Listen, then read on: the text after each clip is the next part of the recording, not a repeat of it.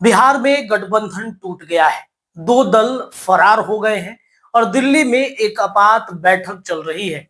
हम बात बिहार के महागठबंधन की कर रहे हैं। तेजस्वी यादव का सपना अब सीएम बनने का शायद अधूरा रह जाएगा, क्योंकि बिहार में अगर वो ये सोच रहे हैं कि अपने दम पर सरकार बना ले तो वो यहाँ पर गलत है, क्योंकि बिहार में अपने दम पर सरकार बनाना शायद ही मुकम्मल हो पाए, शायद ही तेजस्वी यादव का सपना पूरा हो पाए कि वो सीएम बन पाए।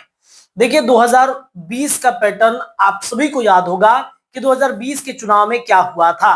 2020 के चुनाव में चिराग पासवान की वजह से नीतीश कुमार की पार्टी, जो एक नंबर की पार्टी थी, वो तीसरे नंबर पर चली आई।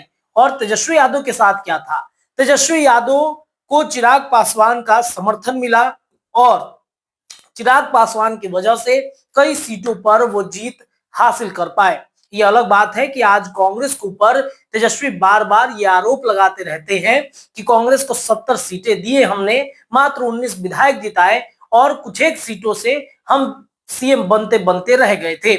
इसके साथ ही साथ मुकेश सहनी की पार्टी भी बगावती तेवर में अपनाई हुई थी, जिसके बाद से तेजस्वी यादव को ऐसा लगता है कि शायद बिहार में इन सभी दलों की वजह से ही मुख्यमंत्री बनने से हम चूक गए थे। लेकिन ये वो गलती कर रहे हैं कि 2025 का पैटर्न बिल्कुल अलग है।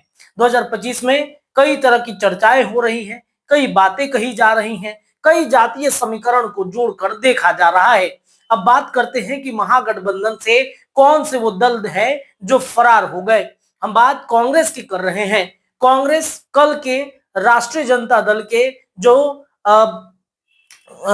अब्दुल बारी सिद्दीकी हैं, उनके इफ्तार पार्टी से दूर दूर तक नजर नहीं आई। उनके इफ्तार पार्टी से कांग्रेस ने दूरी बना ली। वहीं इस दल में, इस महागठबंधन के अंदर में पशुपति पारस अपना एक राजनीतिक विकल्प तलाश रहे हैं और कल के इफ्तार पार्टी में अब्दुल बारी सिद्दीकी के साथ साथ जो राष्ट्रीय जनता दल है, उनके तमाम दिग्गज नेता, उनके सुप्रीमो लालू प्रसाद यादव के साथ साथ राबड़ी देवी और पशुपति पारस के का नजर आना इस बात की तरफ संकेत है कि कहीं ना कहीं पशुपति पारस और लालू प्रसाद यादव के बीच में खिचड़ी जरूर पक रही है। लेकिन ये भी नहीं भूलना होगा, उन लोगों को भी ढूंढना होगा जो महागठबंधन के घटक दलों में से एक है, जिनमें सबसे बड़ी पार्टी देश भर में कहती है भारतीय जनता पार्टी के पास, वो है कांग्रेस। इसके अलावा देखा जाए तो मुकेश सहनी, ये दो दल हैं जो महागठबंधन से फिलहाल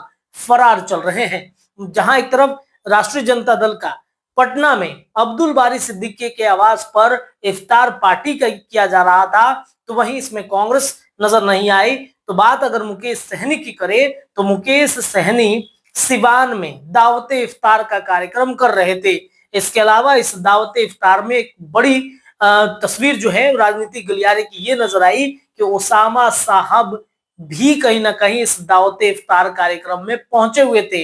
एक नया समीकरण क्या मुकेश सहनी जोड़ते हुए नजर आ रहे हैं? क्या इस नए समीकरण में बिहार की राजनीति एक अलग तरीके से करवटों की तरफ बदल रहा है? ये अपने आप में एक बड़ा प्रश्न है। यानी कि कहीं ना कहीं जो मुकेश सहनी है, उन्होंने जो ऐलान किया कि 60 सीटों पर विधानसभा का चुनाव लड़ेंगे। मुकेश सहनी, हालांकि 60 सीटें उनको महागठबंधन के अंदर मिलने से रही, क्योंकि पूर्व में भी उन्होंने कई बड़े ऐलान किए हैं, कई बड़े दावे किए हैं, लेकिन शायद सीटों के बंटवारे पर तेजस्वी यादव कॉम्प्रोमाइज करने की स्थिति में नहीं है।